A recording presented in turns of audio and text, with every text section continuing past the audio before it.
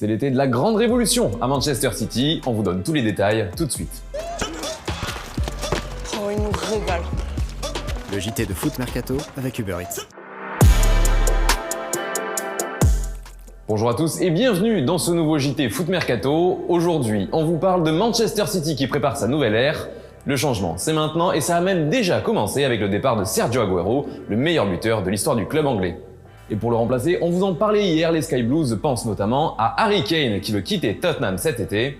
Le club de Pep Guardiola a proposé pas moins de 116 millions d'euros, mais les Spurs ont refusé cette première offre et en demandent beaucoup plus. Attention toutefois, City n'a pas dit son dernier mot et a encore un atout dans sa manche, à savoir un échange possible avec Raheem Sterling.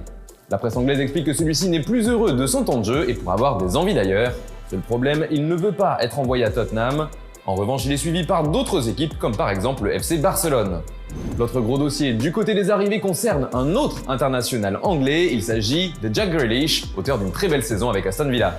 Mais les Villans sont très gourmands et il y a quelques mois, ils demandaient un chèque de 110 millions d'euros en échange de leur star. Ce mercato pourrait donc coûter très cher aux Citizens. Le cas de Bernardo Silva pose également question. Cette saison, il n'a pas toujours été utilisé par Guardiola lors des gros matchs, ce qui le pousserait à réfléchir à son avenir. Il pourrait ainsi quitter Manchester City. D'ailleurs, son nom a plusieurs fois été évoqué dans des échanges. D'abord avec le FC Barcelone, les dirigeants mancuniens voudraient faire venir Sergi Roberto et Ousmane Dembélé. Ils proposeraient en contrepartie Joao Cancelo et donc Bernardo Silva.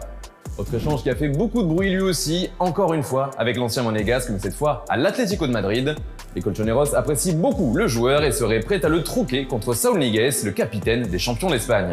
Il y a aussi le dossier Sergio Ramos qui revient avec insistance du côté de City. Et aux dernières nouvelles, l'arrivée de l'international espagnol aurait été refusée par Pep Guardiola, qui préférerait plutôt garder Aymeric Laporte. Un son bien différent de ce que l'on entendait récemment. En effet, il se disait plutôt que City était prêt à le laisser partir en direction du Barça. Que Laporte reste ou non, il y aura de toute manière beaucoup de départs qui pourront financer cet été de folie. De nombreux jeunes joueurs à potentiel sont concernés et pourraient quitter Manchester City dans ce but. On pense notamment au latéral droit Pedro Porro qui est prêté jusqu'en 2022 au Sporting avec option d'achat. Il y a aussi l'ailier Jack Harrison, prêté lui aussi avec option d'achat mais du côté de Leeds. Lucas Nmecha a lui fait forte impression lors de son prêt à Anderlecht avec 21 buts cette saison. Enfin, Yangel Herrera, prêté à Grenade, a de nombreux admirateurs, que ce soit en Angleterre ou en Espagne. On file en Allemagne maintenant avec Kingsley Coman qui est poussé vers la sortie par le Bayern Munich.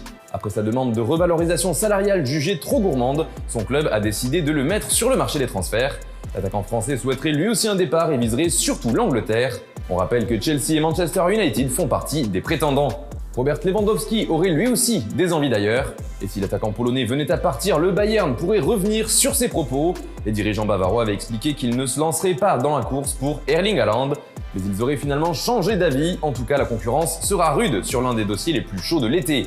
Justement, c'est la question du jour. Dans quel club voyez-vous jouer Haaland la saison prochaine? N'hésitez pas à nous donner votre avis dans les commentaires. En France, c'est le moment de faire un petit point sur les avancées de l'OM sur le mercato.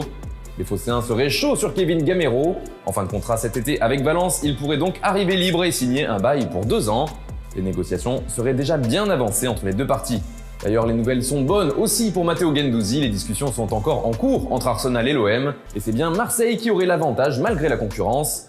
Le cas de Paul Lirola se débloque lui aussi. En effet, la Fiorentina se serait faite à l'idée de le voir partir. Et lui ne voudrait qu'une chose, retourner sur le Vieux-Port. Et puis, c'est officiel, Oscar Garcia fait son grand retour en Ligue 1. Après sa brève expérience à Saint-Etienne en 2017, l'entraîneur espagnol débarque cette fois à Reims, où il a signé un contrat de 3 ans. Libre depuis la fin de son aventure à l'AC Milan, Hakan Çalhanoğlu vient de débarquer à l'Inter. Le milieu offensif international turc s'est engagé jusqu'en 2024. On se quitte avec l'image du jour qui nous vient de Belgique. On voit les Diables Rouges à l'entraînement s'essayer au Bean Challenge, à savoir faire une série de têtes entre coéquipiers et mettre le ballon dans une poubelle. Et malheureusement pour nos chers amis, ils ne sont pas passés loin mais n'ont pas réussi. Ça me rappelle quelque chose.